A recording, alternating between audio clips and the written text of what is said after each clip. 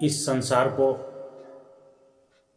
इस विश्व को मंगलमय बनाने वाले समस्त संत महात्मा, समस्त विद्वान, समस्त ऋषि मुनि, महान संत, संत कबीर, भगवान बुद्ध, स्वामी विवेकानंद के चरणों में नमन और वंदन करता हूँ। उनके चरणों का आशीर्वाद प्राप्त करके अपने प्रवचन को आगे बढ़ाता हूँ कि इस संसार में धर्म के नाम पर इतना पाखंड हो रहा है जिसको देख करके हृदय और आत्मा दोनों कांप जाते हैं। ईश्वर पर विश्वास नहीं है, शास्त्रों का ज्ञान नहीं है, ऋषियों मुनियों की सत्ता नहीं है, उनकी कोई मानने को तैयार भी नहीं है, जिस कारण से अज्ञानता से मनुष्य नाना प्रकार के दुख संसार में भोगता रहता है और उससे पीड़ा होती रहती है। हर एक संत महात्मा, हर एक अपने स्तर से समाज का कल्याण, आत्मा का कल्याण और मुक्ति का मार्ग बताता है। घुमा फिरा करके सब वहीं पर आते हैं कि इस शरीर को, इस आत्मा को किस प्रकार मुक्ति मिले, किस प्रकार इस जीव का कल्याण हो। शास्त्रों से अध्ययन करके, गीता पुराण से अध्ययन करके, रामायण से अध्ययन करके, ऋषियों मुनियों के अध्ययन से जो उसमें से सार सार निकलता है उसको अपने जीवन में ग्रहण करके समाज को देने का कार्य करते हैं। ऐसे संत महात्मा महान होते हैं जो हमारे जीवन के अंधकार को निकालकर प्रकाशमय कर दें और पूरा जीवन प्रकाशमय कर दें। जब जीवन का अंधकार समाप्त हो जाता है तो जीवन प्रकाशमय हो जाता है, ज्ञानवान हो जाता है। जब मनुष्य ज्ञानवान हो जाता है तो उसको सद्गति प्राप्त होती है और उसे किसी प्रकार का कष्ट और पीड़ा नहीं होती है। संत वही है, महात्मा भी वही है जो पक्का ब्रह्मचारी हो, त्यागी हो, मोह माया से दूर हो, किसी प्रकार का भ्रम समाज में जागृत ना करे और भ्रमों को तोड़ने का काम करे। त्यागी हो, तपेश्वरी हो, माया मोह से दूर हो, ज्ञान का प्रकाश उसके अंदर हो, किसी प्रकार का सांसारिक आकर्षण उसको आकर्षण ना कर सके, कोई भी माया जाल संस्कार का उसके ऊपर हावी ना हो सके और किसी प्रकार का उसके अंदर नशा व्यसन ना हो, यहाँ तक कि लौंग इलायची तक का नशा ना हो। 3 संतों का मैं दर्शन किया हूँ जिनके अंदर ये सभी प्रकार के गुण विद्यमान हैं और वह वास्तव में संत ही नहीं, संत के रूप में साक्षात्कार ईश्वर का रूप हैं।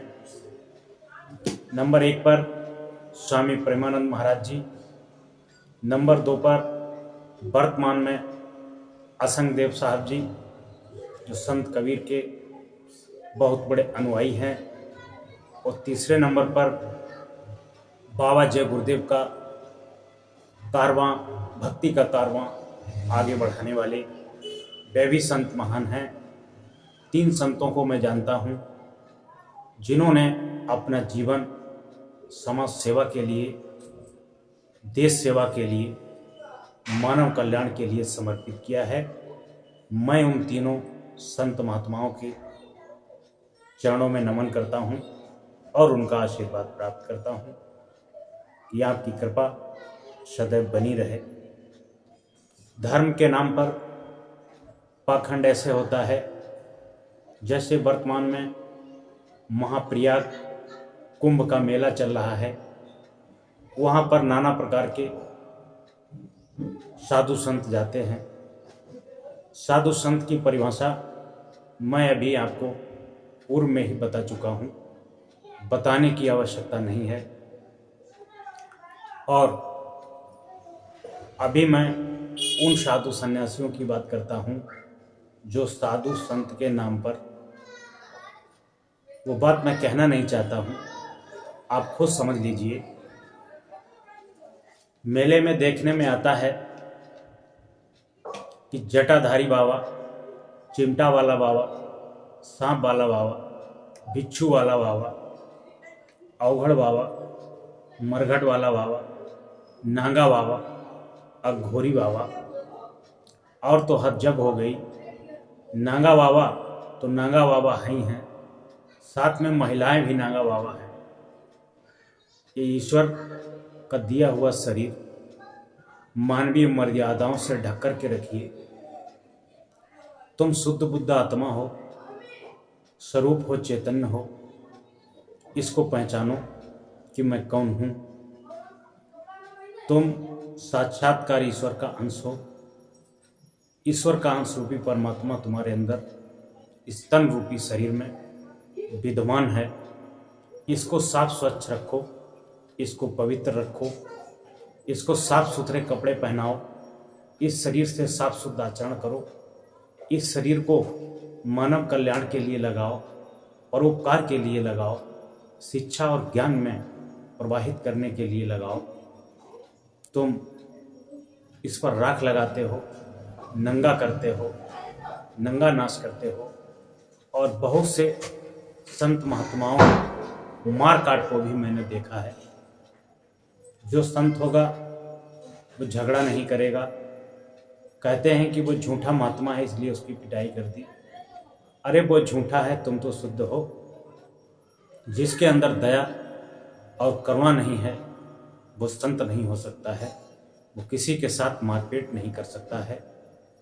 अगर वो ढोंगी पाखंडी है तो उसको बिठा के समझाओ, उसको ज्ञान दो, हो सकता तुम्हारे ज्ञान से वो सुधर जाए। और ना सुधरो तो तुम्हारे पास से क्या जाता है, तुम्हारा समझाने का कार्य है।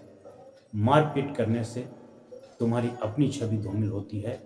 वास्तव में मारपीट वही करते हैं जिनके अंदर दया और करुणा नहीं होती है, उनके अंदर कोई भगवत लक्षण नहीं होता है।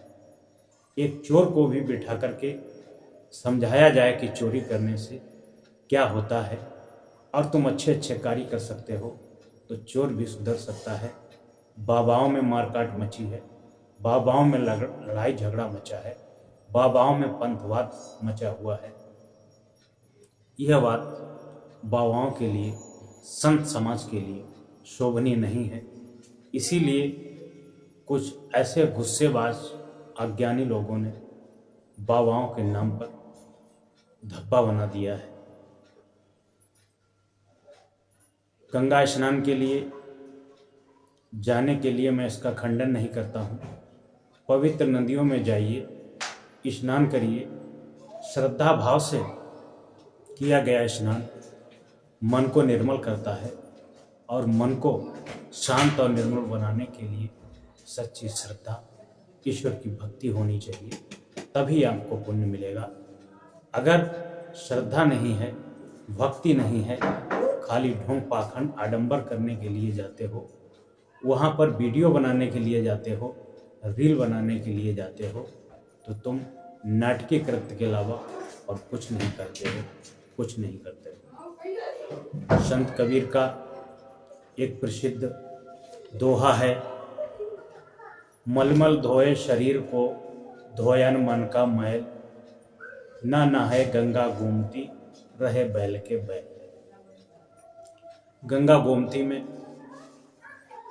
यमुना में, क्षिप्रा में, त्रिवेणी संगम में इस शरीर को, इस तन को, मलमल को धोने से, इस शरीर को साफ करने से आप साफ स्वच्छ नहीं होते हैं।